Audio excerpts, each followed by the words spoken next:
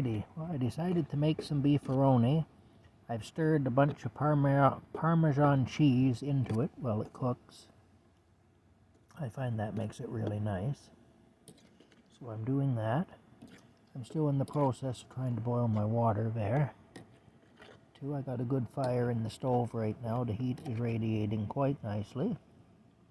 There we go. Look at that, eh? Isn't that a wonderful thing? Is that not a wonderful thing? I think it is. I think it is a wonderful thing. I do. All right. Anyway, water is almost ready to boil, but not just yet. Okay, let's go inside here and see what Rocky Cat is up to. There he is. Hi, Rocky. It's good to see you. He has beautiful eyes. I know. I know. He wants me to stay in here is what it is. Hello. You're beautiful. Do you know you're beautiful? Let me turn on the light because I can't see you. You're beautiful though. I gotta go back out. I gotta go back out, my friend. Quite a cat, I'll tell you. I'm thinking one of my worries about when I leave this camp is Rocky. Because if I'm living in my truck all the time, that's not going to be good for him.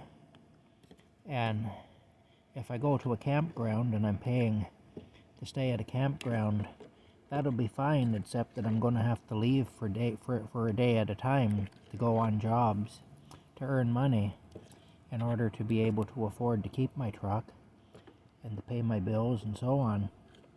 And so that Rocky and I can eat and on like that. And the problem is, if I leave Rocky alone at a campsite like that, there'll be neighbors, and some neighbor may decide that he'd be better off with them and steal him, or they may call the animal welfare people on me and say that I'm not looking after him right because I'm leaving him unattended at my campsite. Any number of things might happen. I might come back to my campsite and Rocky would be gone if somebody decided they were going to take him and keep him. So I have a great deal of concern about that. You know how people can be if I go away for a day and leave him there. Even though he'd probably be perfectly fine. I go away for a day and leave him here and he's fine.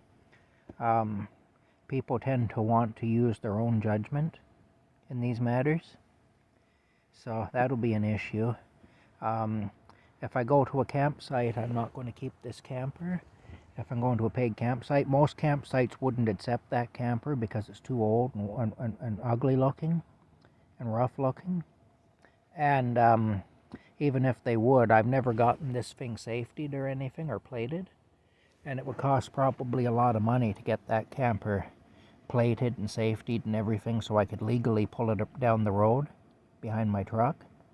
Plus I'd have to get my truck equipped too to do that. It looks like there is a hitch receiver, but I'd have to get the wiring and everything, you know, so that I could have lights that work and whatnot.